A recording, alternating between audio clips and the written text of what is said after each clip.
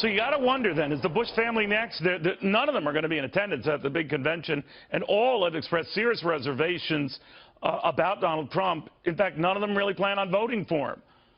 Then there's Dan Quayle, who, when I caught up with him on Fox Business earlier today, said he's open to it. So I asked him, what about your old boss? No, I did not. You know, I've got great love and affection for the entire family, particularly 41. And I'll be talking to them all, I'm sure, relatively soon. But look, Donald Trump is going to be the nominee of the Republican Party. I've been a Republican all my life. I was a Republican vice president. So, of course, I'm going to support the nominee of our party. And I think others will begin to, you know, step up and support him as well. Look, some may not at the very end. I can understand that. But Donald Trump's bringing in a lot of independents. He's bringing in a lot of Democrats. Go back to the Reagan philosophy of a big tent. Hey, you know, bigger is better in politics. More votes, the better you are. He's increasing the size of the Republican Party, not decreasing it. Still, when you hear the entire Bush family, it seems, is going to skip out on the convention. Mitt Romney, as recently as yesterday, was now raising questions about Donald Trump's reluctance to release his taxes, that he can't support the nominee. Lindsey Graham also skipping out of the convention, can't support the nominee. Are Republicans going to have to just live with the fact there are going to be some, and they're in the minority, to your point, who are just not going to get into Donald Trump and just will not support him? Well, you know, we got a long way to go to the convention. Well, you think there's any way any of the people I mentioned will suddenly, you know, like with him? I have to wait and see. Going to the convention is not that big a deal. A lot of times people don't go to the convention. I haven't been to the convention for several years. Well, but what about support, though, Mr. Vice President? Support. Now, that's a different thing on support. Look, I hope over the time period of this election that people will change their mind and come around to supporting him. And you're going to see a different person out there, because the nominating process is one thing. Now you've got a general election. It's not the 16 candidates that he was victorious over, and he did win that primary one by one. He's a winner.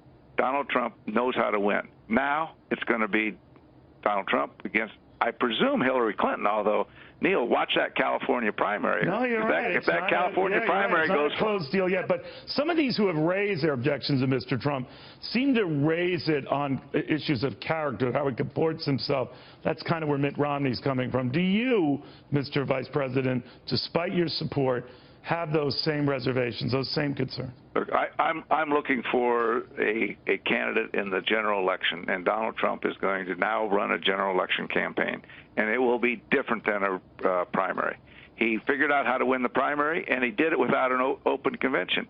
You and everybody else were predicting we're going to have this open convention, and guess what? It's over. He's the presumptive nominee. So everyone's been wrong about Donald Trump. He knows how to win. Now he's looking at the general election. He's looking at Hillary Clinton, I assume, or Bernie Sanders, and he's trying to figure out how to win that election. Don't count him out. All right.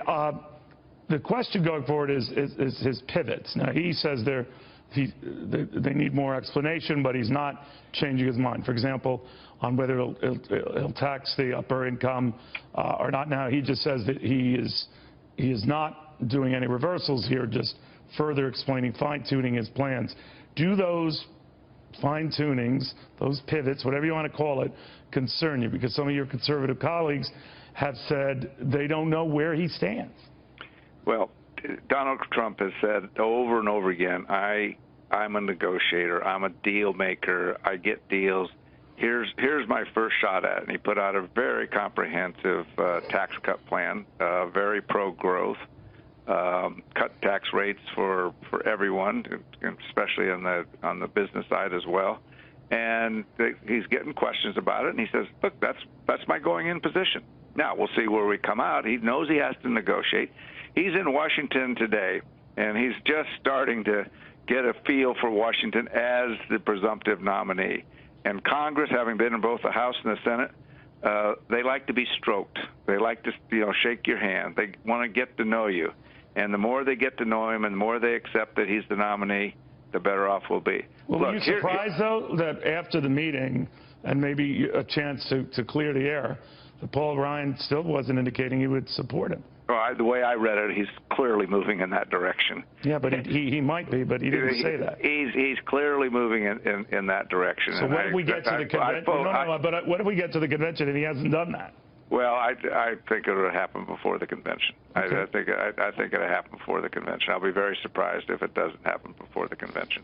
And it was a very conciliatory meeting from what I looked at, or from what I gathered from it. But he'll be on board. Look, Paul Ryan's caucus is for Donald Trump, and it'll be overwhelmingly for Donald Trump. There may be a few people that will be opposed to him, but overall they're for him.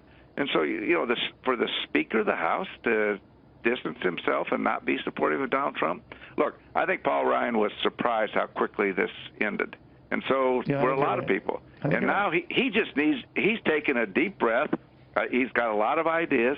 He didn't really want to have this ball in his court at this particular time. He thought he was going to have it at the convention, and he would be working up to the convention. Well, it happened sooner than anybody anticipated, so everybody's going to have to deal with it. And in due time, almost all of us we'll be together. We're going to support our nominee as we should.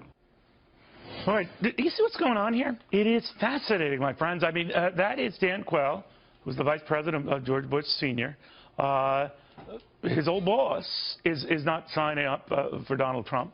And then you've got Paul Ryan, his old boss, technically the guy at the top of the ticket last go-around, Mitt Romney, not remotely signing up for Donald Trump.